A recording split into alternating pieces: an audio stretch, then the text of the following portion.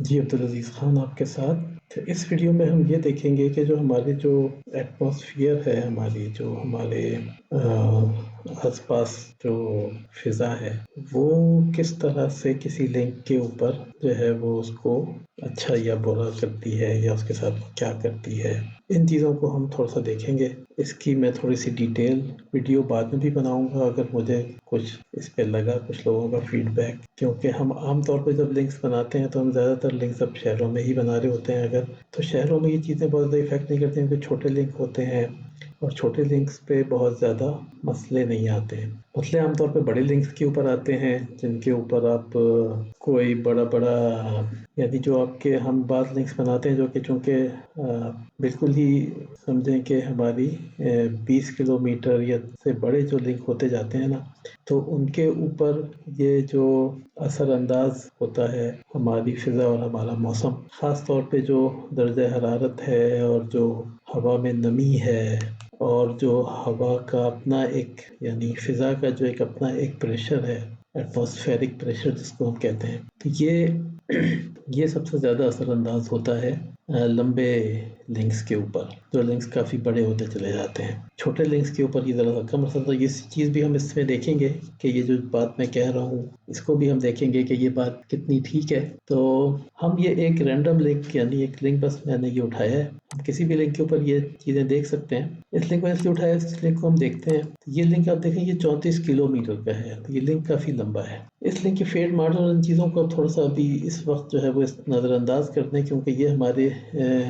यानी ये हमारा मसला अभी नहीं है। हम अभी ये नहीं देख रहे कि लिंक ये चल रहा है या नहीं चल रहा है। हम सिर्फ़ इस लिंक के ऊपर जो फ़िज़ा में जो जिन चीज़ों से ये लिंक गुज़रता है या नहीं, क्योंकि आपको पता है कि जब हम एक लिंक बनाते हैं, फ़र्ज़ कर लें हम 50 मीटर की हाइट के ऊपर एक लिंक बना रहे हैं, तो 2 जो एंटीने हमारे लगे होते हैं, यानी जैसे ये एक एंटीना और ये जो एक एंटीना है, इसके बीच में जो है वो ये हमारी फ़िज़ा होती है यानी। तो हम इसके बारे में ये अज़्यूम करते हैं कि ये एक होमोजीनियस किस्म की फ़िज़ा है, लेकिन ऐसा होता नहीं है। इस फ़िज़ा के अंदर भी असल में बहुत सारी लेयर्स होती हैं और चूँकि एक जो रे होती है यानी या कह लें जो एक लाइट वेव होती है उसकी एक प्रॉपर्टी ये होती है कि जब वो मुख्तलिफ़ किस्म की मीडियम से गुज़रती है तो बैंड होती है। अब यहाँ पे कहने को तो यहाँ पे कोई मीडियम नहीं है, ये तो एक ही मीडियम है, लेकिन हकीकत में ये है इसके अंदर हज़ारों मीडियम्स हैं, बहुत सारी लेयर्स हैं। यानी उसके मुकाबले में जो एक वैक्यूम अगर हम बनाते हैं,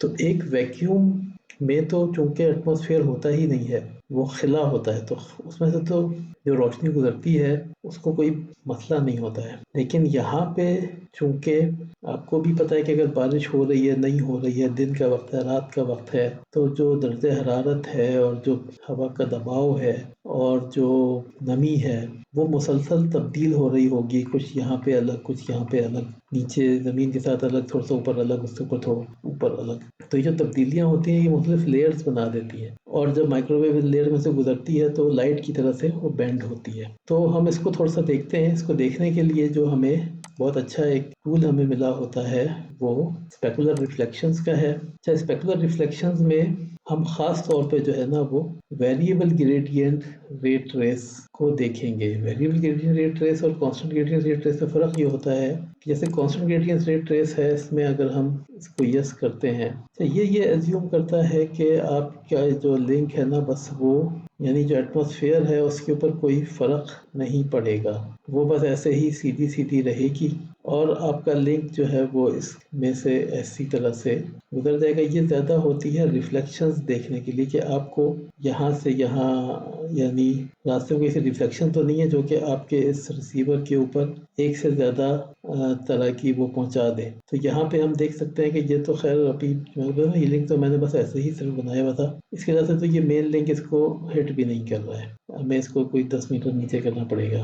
लेकिन बहरहाल ध्यान को था कि ये हमारा इस वक्त पॉइंट नहीं है, तो हम अभी चले जाते हैं वेरिएबल ग्रेडिएंट रे ट्रेस में अब ये वेरिएबल ग्रेडियंट इंटरेस्ट में अगर आप देखें तो इसमें ज़मीन से रिफ्लेक्शन को इतना वो नहीं बनाया गया है, यानी मेन अपना इशू नहीं बनाया गया है। लेकिन इसमें अगर आप ये देखें तो इसमें जो रेज हैं वो थोड़ी सी बैंड होती हुई नजर आती है, हल्की सी। ये रे अगर आप देखें तो ये हल्की हल्की बैंड हो रही है नीचे से उधर, यानी कि ऊपर से नीचे की तरफ आ रही है। तो ये हमें ये असल में बताता है, वेरिएबल ग्रेडियंट इंटरेस्ट हमें ये बताता है कि जो हमारी फिजा में जो भी लेयर्स बन रही हैं ना, तो वो हमारी रेज के ऊपर किस किस्म का इफेक्ट लाती हैं, उनको बैंड अगर करती भी हैं तो किस तरफ को बैंड करती हैं, बैंड उसको ज़मीन की तरफ करती हैं या बैंड उसको आसमान की तरफ करती हैं। अच्छा, जो हमारा के की वैल्यू होती है, यहाँ पे देखिए, अगर आप देखें तो के की वैल्यू से अभी 1 एज्यूम की हुई है। के की वैल्यू हम जो है आमतौर पे लेते हैं वो 1.33 एज्यूम करते हैं कि के जो है बहुत ज़्यादा 1.33 पे रहेगा। और जैसे जैसे के की वैल्यू बदलती है तो आपकी रे की जो बेंडिंग है ना वो बदलती रहती है। और एक इसके अंदर एक बहुत काम की चीज़ एम प्रोफाइल भी होती है, जो आपको एक नीले रंग की लाइन नज़र आ रही है यहाँ से, ये हमारी एम प्रोफाइल इसमें बनी हुई है। एम प्रोफाइल जो है वो हमारी के वैल्यू से ही बनती है। किस तरह से ये बनती है, यहाँ पे आप देखें ये सेट एम प्रोफाइल कांस्टेंट के इक्वल टू 1.33। इसमें हमारी जो एम प्रोफाइल है वो कांस्टेंट के इक्वल टू 1.33 के ऊपर बनी हुई है। तो कांस्टेंट के इक्वल टू 1.33 के ऊपर हमें ये रेज इस तरह से नजर आ रही है। अच्छा, इसको अगर मैं थोड़ा सा चेंज करूं और मैं इससे कहूं कि यार तुम ये एम प्रोफाइल जरा चेंज करो और मुझे के इक्वल टू 1 की एम प्रोफाइल दिखाओ। तो के इक्वल टू 1 जब मैंने किया ना तो ये थोड़ा सा, ये जो एम है ये थोड़ा सा नॉर्मल से, ये के इक्वल टू 1.33 है, ये 1.33 का रेफरेंस है, तो 1 किया तो थोड़ा सा राइट साइड पे शिफ्ट हो गया ये। तो जब ये थोड़ा सा राइट साइड पे शिफ्ट हुआ तो आप ये देखें कि हमारी जो रेज हैं उनका बैंड थोड़ा सा ऊपर की तरफ चला गया, यानी कि थोड़ा सा ऊपर की तरफ बैंड हो गई। तो इसका मतलब ये है कि अगर हम के की वैल्यू को और चेंज करेंगे तो ये और ऊपर की तरफ बैंड हो जाएगी शायद, ये भी हम देख लेते हैं। तो के की वैल्यू को हम 1 से 0.5 कर देते हैं। तो अब देखिए, मतलब 0.5 किया तो ये के और इस तरफ शिफ्ट हो गया, तो और इस तरफ शिफ्ट हो गया तो क्या हुआ कि ये देखिए ये रे इतनी बेंड हुई कि ये बेंड होके इस एंटीने को हिट करने के बजाय ये बाहर निकल गई, ऊपर चली गई, यानी जमीन से दूसरी तरफ चली गई। तो के की वैल्यू हमने देखा कि 1.33 पे हल्की सी नॉर्मल सी बैंड थी, फिर 1 पे थोड़ा सा ऊपर बैंड हुई और 0.5 पे बिल्कुल ही ऊपर चली गई। अच्छा, अब हम थोड़ा सा और इसको देखते हैं। अच्छा, एक बात का ये भी ख्याल रखें कि ये जो के है और ये जो एन है और ये जो एम प्रोफाइल है, ये चीज़ें कोई नॉर्मल रिलेशनशिप नहीं रखती हैं आपस में, ये बड़ा ही नॉन लीनियर रिलेशनशिप रखती हैं। यानी ये नहीं होता है कि के की वैल्यू को अगर आप बढ़ाते जाएंगे तो आप किसी तरफ चले जाएंगे, ये कम कर देंगे, चले जाएंगे, इस तरह से ये वैल्यूज़ आपस में इंटरेक्ट नहीं करती हैं। लेकिन जो कि ये मैं अगर इसमें ज़्यादा डिटेल में जाऊँगा तो ये फिज़िक्स की एक क्लास बन जाएगी, जो कि मेरा मकसद नहीं है, और ये मैं कोई इतनी ज़्यादा थ्योरी में मैं खुद भी नहीं जा सकता, तो हम इसको बहुत ज़्यादा मैं आगे लेके नहीं जाऊँगा। सिर्फ आपको बताने का मतलब ये है कि आपने इसको ये नहीं समझना है कि ये कोई किसी लीनियर रिलेशनशिप पे आपस में ये दोनों मिले होते हैं, ये तरह नॉन लीनियर रिलेशन के ऊपर मिले हुए होते हैं। इसीलिए अभी जो हमने के को 1.33 से कम किया, यानी 1.33 से 1 किया, फिर 0.5 किया, तो उसी से अब हम इसको अगर इन्फिनिटी करते हैं या हम अच्छा, के की इन्फिनिटी अगर करते हैं तो फिर हम देखते हैं कि अब ये किस तरफ को जाती है। तो अब आप देखेंगे के की वजह जब हमने जब इन्फिनिटी किया तो ये ज़मीन की तरफ बैंड हो गई, और जब के की इन्फिनिटी होती है तो तकरीबन जो ये जो हमारी रेज होती हैं तकरीबन ज़मीन के कर्वेचर के साथ साथ बैंड होती हैं। अच्छा, अब हम के की वैल्यू को नेगेटिव की तरफ लेके जाते हैं तो 0.5 कर देते हैं। अब ये देखें, ये बिल्कुल लेफ्ट पे चली गई, इस नॉर्मल के बहुत ज़्यादा इधर चली गई। इन्फिनिटी पे ये बिल्कुल सीधी थी, अब ये इधर चली गई। और अब हम ये देखते हैं कि ये इतनी नीचे चली गई कि अब ये फिर इसको नहीं हिट कर रही है, ये अब इससे बच के और बिल्कुल ज़मीन की तरफ बैंड हो गई, के की वैल्यू 0.5 के ऊपर सिर्फ। अच्छा, यहाँ पे मैं आपको एक चीज़ दिखाता हूँ जिसके ज़रिए हम फिर देखते हैं कि जो मैंने पूरी आपके सामने एक दास्तान रखी है, तो हम जाना किस तरफ को चाहते हैं। जब आप इस dn/dh k को क्लिक करते हैं तो ये एक रिफ्रैक्टिव ग्रेडियंट का रेफरेंस ITU-R की एक रिकमेंडेशन खुल जाती है।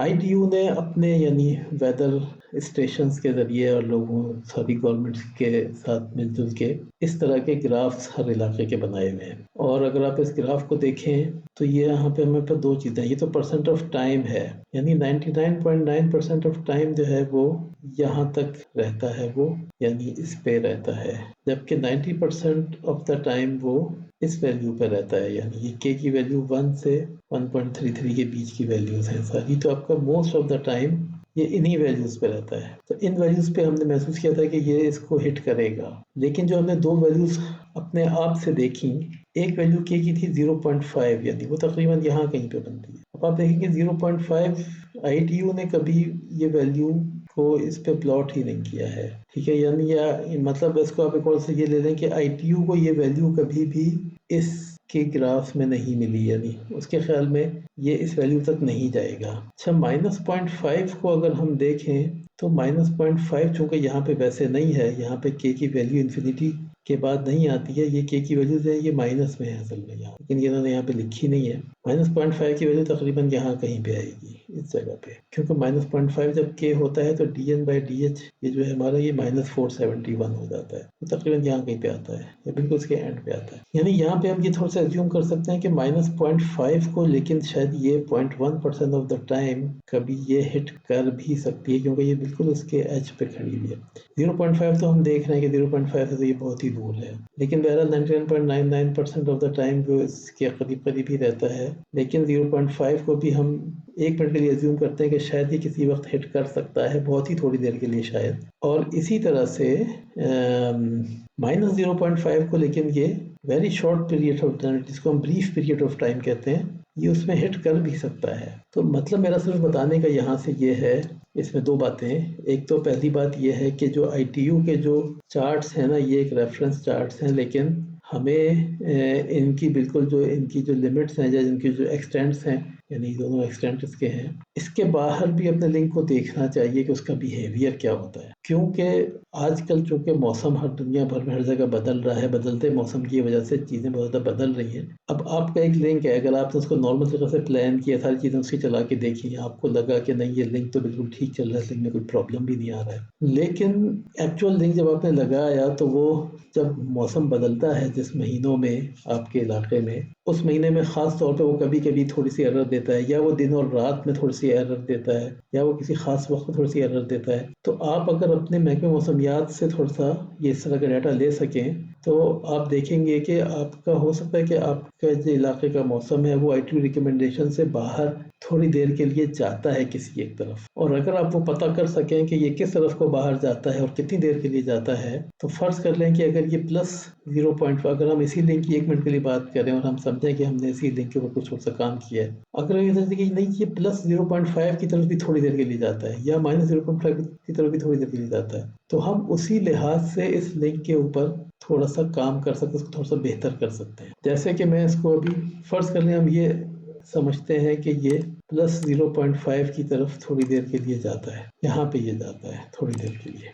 तो जब यहाँ पे जाते हैं हम ये देख रहे हैं कि ये लिंक इससे काफ़ी ऊपर चला गया, 20-30 मीटर ऊपर चला गया। तो वैसे तो ये बहुत ज़्यादा ऊपर चला गया है, लेकिन एक मिनट के लिए ज़ूम करेंगे, अगर हमारे पास वाकई टावर पे बहुत जगह है, हमारे पास टावर पर 30 मीटर ऊपर भी जगह है, तो हम अगर इस लिंक को थोड़ा सा डाइवर्सिटी लिंक बना लें और इसकी दूसरी डिश को उतना ऊपर शिफ्ट कर सकें, तो हो सकता है कि हमें ये लिंक हमारा थोड़ा बहुत बेहतर हो जाए, पहले के मुकाबले में काफ़ी बेहतर हो जाए। अच्छा, ये उस वक्त है जब वो ऊपर की तरफ ही जा रहा है, और अगर थोड़ा सा कम ऊपर जा रहा है, ये तो खैर बहुत ज़्यादा ऊपर चला जाता है, 20 मीटर के करीब ऊपर चला जाता है, जो कि पॉसिबल नहीं रहेगा।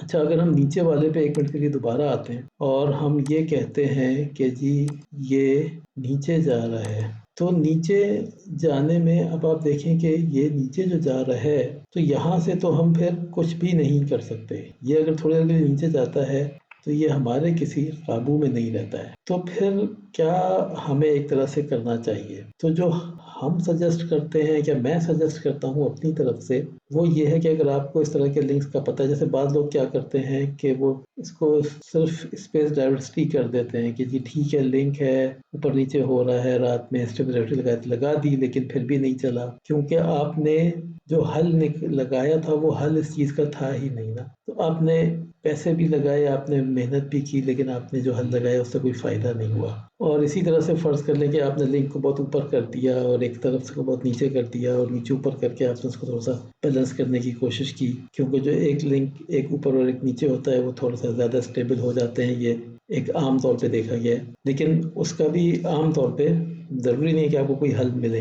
लेकिन जो हम आम तौर पे इस मौके पे रिकमेंड करते हैं वो ये है कि आप कोशिश करें कि आप लिंक का साइज़ छोटा कर लें, कि लिंक की लेंथ छोटी कर लें। आप ये देखें कि जब ये लिंक बिल्कुल एक्सट्रीम केसेस में बेंड हो रहा है तो भी ये 18 किलोमीटर पे हिट कर रहा है, 18 किलोमीटर तक ये जा रहा है। ये तकरीबन 20-25 किलोमीटर तक जा रहा है, उससे आगे ये नहीं जा रहा है। तो 20-25 क्योंकि एक अजीब सी जगह हो जाती है, हम इसको बिल्कुल मिड के ऊपर कर लेते हैं। मिड के ऊपर करने की मैं एक और आपको वजह बताता हूँ। हम इसको फर्स्ट करते हैं 18 पे कर लेते हैं। अच्छा, अब मैं इसको आपको दिखाता हूँ वापस दूसरी एक्सट्रीम पे लाके। अच्छा, यहाँ पे चूंकि ये जो जगहें हमारी आई हुई है ना, ये 18 किलोमीटर 18 पे, लेकिन खैर हम ये एज्यूम करते हैं कि लाइन ऑफ साइट चूंकि ये 220 है ना, 220 से 260 40 50 तो 50 मीटर की लाइन ऑफ साइट पे ये इसको पिक कर लेगा होपफुली। यानी यहाँ से जो महसूस हो रहा है, इस वक्त मैं इस लिंक की बहुत ज़्यादा डिटेल में नहीं जाऊँगा क्योंकि हमने बहरहाल ये लिंक नहीं बनाना है, हमने ये लिंक चलाना नहीं है। लेकिन मैं आपको सिर्फ एक मिसाल के एक बात समझाना चाह रहा था। तो हम यहाँ पे महसूस हम ये करते हैं कि यार 18 किलोमीटर पे अगर हम इस हाइट को अचीव कर लेते हैं तो चूंकि ये जो हाइट यहाँ से यहाँ तक है तकरीबन वही हाइट यहाँ से यहाँ तक भी लग रही है। इसका मतलब ये है कि जो मिड ऑफ द लिंक है, यानी अगर इस लिंक को अगर हम आधा करते हैं, छोटा करते हैं, तो फिर अगर ये अपनी एक्सट्रीम्स के ऊपर भी जाता है, यानी अगर अगर के की वैल्यू जो है वो -0.5 से लेके +0.5 तक कहीं पे भी जाती है तो भी हमें एक अच्छा खासा जो है वो रिसीव सिग्नल हमें मिलता रहेगा।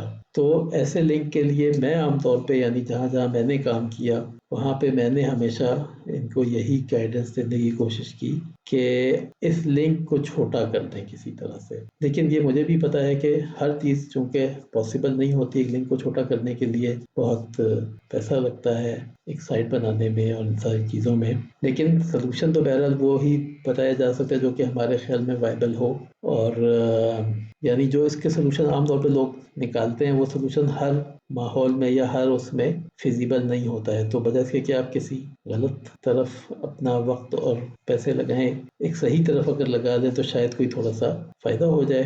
तो इसी के ऊपर मैं इस वीडियो को ख़त्म करता हूँ। आपको इसमें आपने एक चीज़ ज़रूर सीखी होगी, और अगर आपके इसके बारे में कोई सवाल हैं या आपके कुछ ख़यालात हैं या आपके बारे में और कुछ थोड़ा-सा जानना चाहते हैं तो मुझसे कोई ना कोई सवाल आप करें, तो मैं इसके ऊपर फिर और डिटेल के ऊपर भी फिर एक वीडियो बनाऊँगा। और अगर मुझे कुछ अर्से में वक़्त मिला तो शायद मैं इस पे खुद ही एक और वीडियो बना के आप लोगों के साथ शेयर करूँ। तो चलें, आप ये वीडियो देखते रहें और सीखते रहें। अगली वीडियो में मुलाकात करते हैं। अस्सलामु अलैकुम।